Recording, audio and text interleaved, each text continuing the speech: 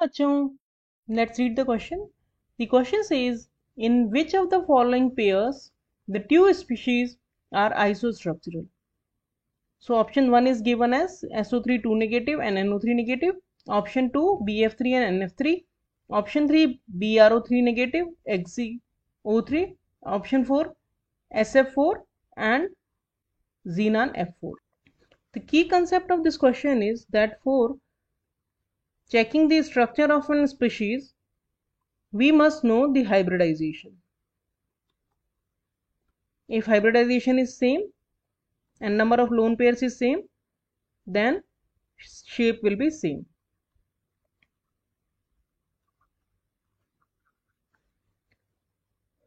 And for calculating hybridization, we must know the steric number. Steric number is equal to number of bond pairs plus number of lone pairs. अगर किसी species में number of bond pair और lone pair same है तो उसकी structure भी फिर same ही होगी. Let's check the solution. In the solution we will check the hybridisation of each molecule one by one. So here I am writing the molecule SO3 2 negative. तो SO3 2 negative में अगर हम देखें तो सल्फर के पास होते हैं 6 वैलेंस इलेक्ट्रॉन. तो क्योंकि 2 नेगेटिव है तो दो जो ऑक्सीजन नेगेटिव होंगे वो सिंगल बॉन्ड से अटैच्ड होंगे और एक डबल बॉन्ड. इसके पास अगर हम स्टीरिक नंबर देखें इसका तो स्टीरिक नंबर हो जाएगा 3 तो बॉन्ड पेयर है और एक है लोन पेयर ये वाला. तो स्टीरिक नंबर हो जाएगा 4 और 4 मीन्स sp3. क्योंकि इसके पास एक लोन पेयर है तो इसकी जो स्ट्रक्चर है वो हो जाएगी वी शेप और बेंट.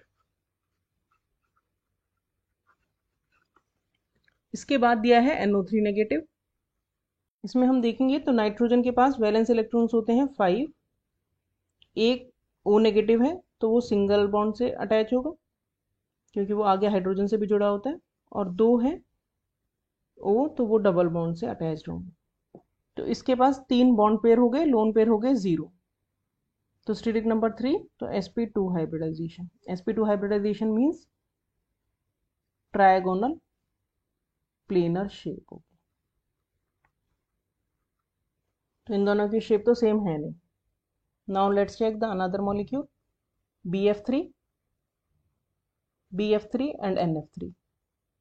BF3 के पास होते हैं 3 वैलेंस इलेक्ट्रॉन्स, तीनों सिंगल बॉन्ड से अटैच होंगे. तो 3 bond pair, no lone pair. Steric number 3 sp2 hybridisation, trigonal planar हो गया शेप.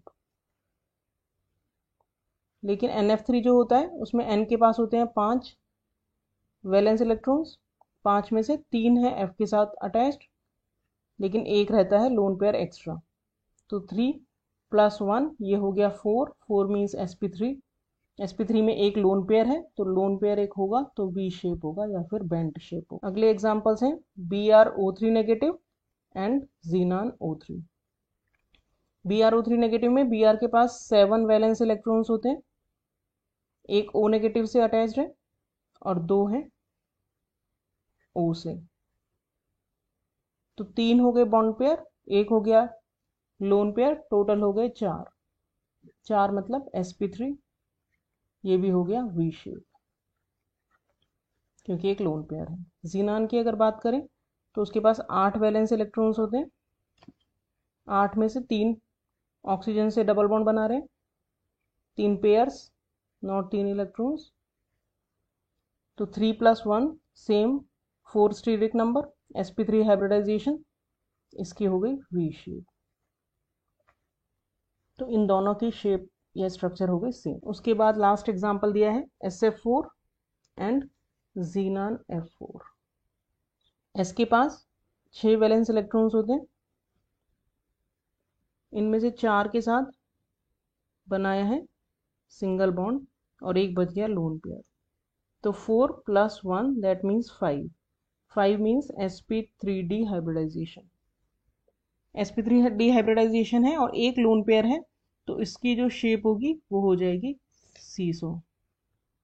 जीनान के पास 8 इलेक्ट्रॉन्स, 8 में से 4 के साथ बनाया है इसने बॉन्ड और 2 बच गए हैं लोन पेयर्स। तो 4 bond pairs and 2 lone pair, 6 means sp3d2 hybridisation. sp3d2 hybridisation में नॉर्मल स्ट्रक्चर ऑक्टाहेड्रल होती है, लेकिन 2 क्योंकि लोन पेयर है तो इसकी शेप हो जाएगी square planar.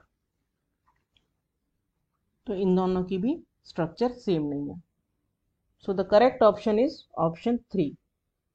Both BrO3 negative and xenon O3 has the same structure. Hope you understood the solution well. Thank you.